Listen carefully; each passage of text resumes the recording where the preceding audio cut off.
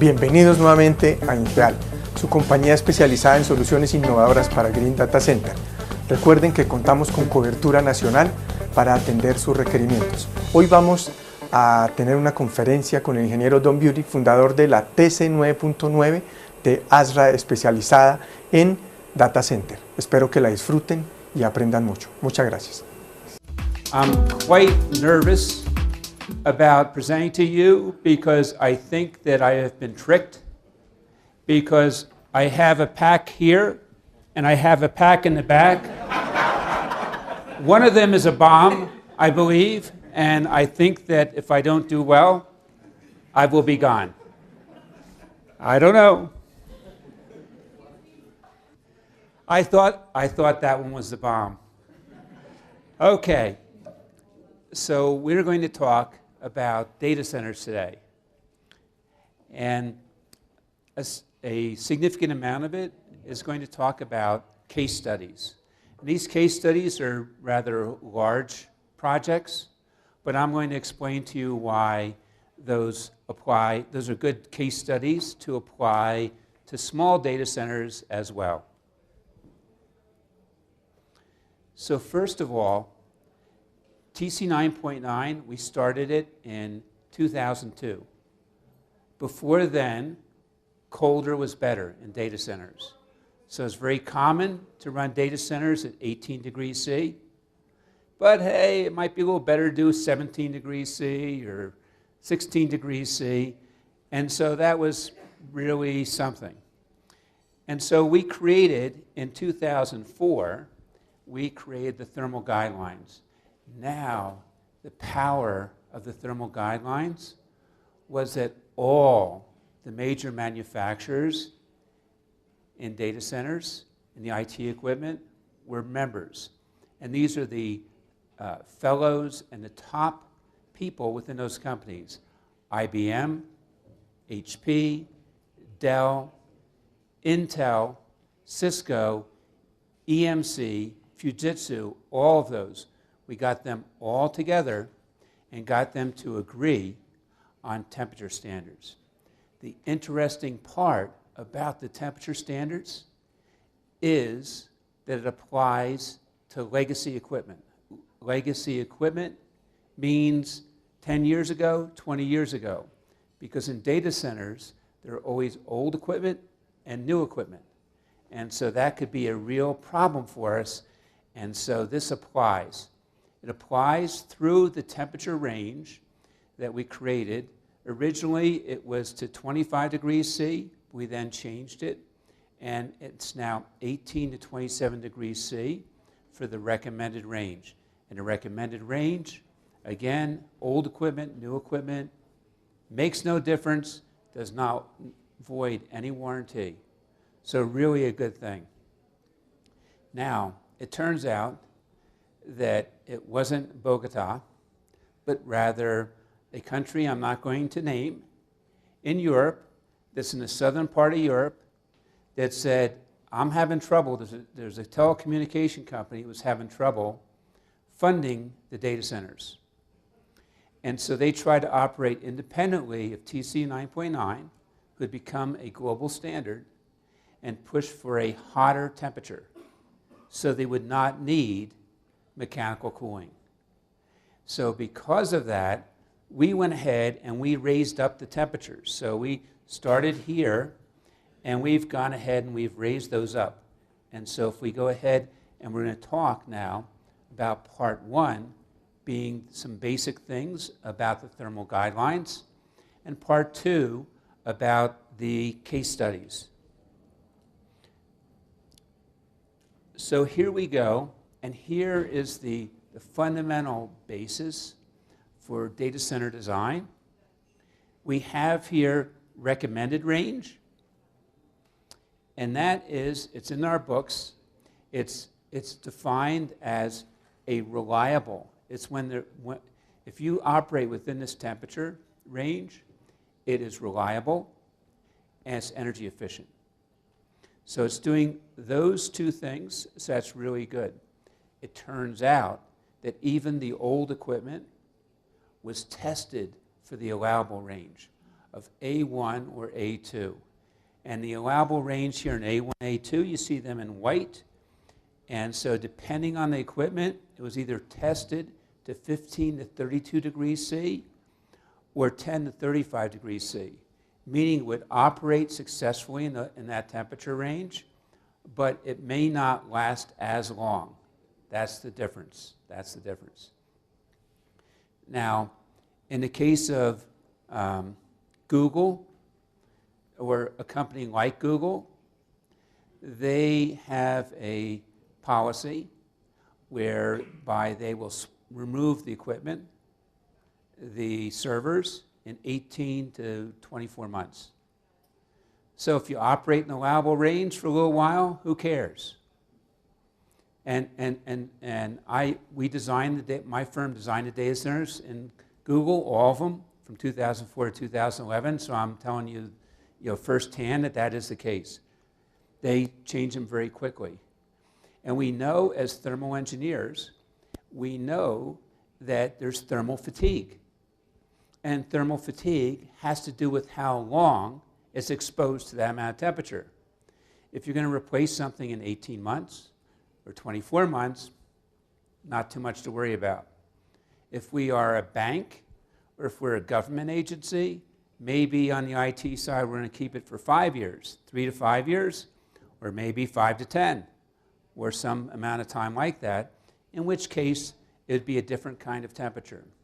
You'll see in the overall on the right-hand side, you see these temperatures, the maximum rate of change. The maximum rate of change, 5 degrees C versus 20 degrees C. The difference is, in data centers, we have all kinds of equipment, including tape drives. Tape drives, the tape stretches. So the tape stretches, so therefore, in a data center, where there are tape drives, that zone needs to be controlled to 5 degrees C within an hour, as far as the change goes. That's what we need to do. So now, based on what happened in Europe, we went ahead and created a standard for A3 and A4. There are now some products that are out there that are at A3, and soon there'll be products at A4. Look at A4. Look at the temperature, 45 degrees C. You're hot here, but do you get to 45 degrees C? That's a hot temperature. That is a hot temperature, really hot. And so that helps in certain kinds of circumstances. So now we go ahead and we look, and we see here that we have a psychometric chart. Now for owners, sometimes that's hard to show them a psychometric chart. The reason why we show the psychometric chart is we're showing that before 2004, it was all about a design point, a single point, plus or minus half a degree or some percentage. 18 degrees C, plus or minus a half a degree or 1 degree, and a certain humidity range, 40%, 50%, plus or minus 10%, some sort of number. That is what drove ASHRAE. So ASHRAE, years ago, they created a standard. And the standard, and those of you in data centers, you should write this down. Somehow, a number of people do not know this. ASHRAE Standard 127. ASHRAE Standard 127, we have renamed it, but it was originally called Precision Air Conditioning Units. Precision Air Conditioning Units. Those are those units, some people call them CRAC units, C-R-A-C, computer room air conditioning units. They're manufactured by all these different manufacturers, such as Emerson Liebert, as Stultz, Airedale, Data Air, many different ones. Those are units that are inside the room, and they've got a return usually on the top, and they're downflow units, or they could be upflow units. And the reason why we, ASHRAE, created that standard is because the equipment for data centers is a different sensible heat ratio. So comfort cooling, sensible heat ratio, totally different. So any kind of rating of mechanical equipment based on standard 127 is the way to go about designing data centers. Since then, we have changed the title from precision air conditioning to a more general term because you see this envelope. This envelope, if we look at a point, let's take 50% and 20 degrees C, that's a single point, but that entire red envelope or pink envelope is all the recommended range.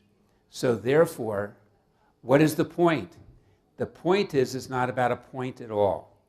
It's about a whole envelope, and precision is not necessary at all. Not necessary. In fact, a data center is less. A data center is less sensitive to temperature than are human beings. Think about it. We're talking 18 to 27 degrees C. If we allowed this room to vary from 18 to 27 degrees C, would the people be happy? I don't think so. But the computers are happy. They do not care. So it operates in this range. So we look at this range in the pink, and then we have the allowable range, with the allowable envelope, which is what the equipment's tested for. And so what this means is if we want to design in a competitive way and avoid and yet not take on a lot of risk, we would avoid the normal human behavior associated with building in too many safety factors. Too many safety factors would be, well, we're going to be on the safe side, so we will design our data center like that. We'll create an envelope inside the recommended range. But if all of the equipment has a recommended and allowable range, why would you ever not use the full recommended range? The full recommended range. And any good designer for most circumstances is going to design to somewhere in the allowable like this. And the shape doesn't matter. It could be square, it could be whatever you want it to be, as long as it stays in the allowable range. So very valuable.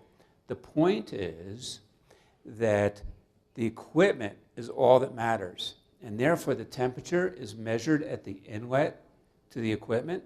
That's all that matters. And the equipment is rated for A1, A2, A3, or A4, or a combination of those, and that's all we need to know. But we know that all the equipment, regardless, is A1. It's at least A1, which is out here at a wide range, as we can see here, on the dry bulb, and we can see the humidity and so forth. And here it is A1, and there's those specific numbers.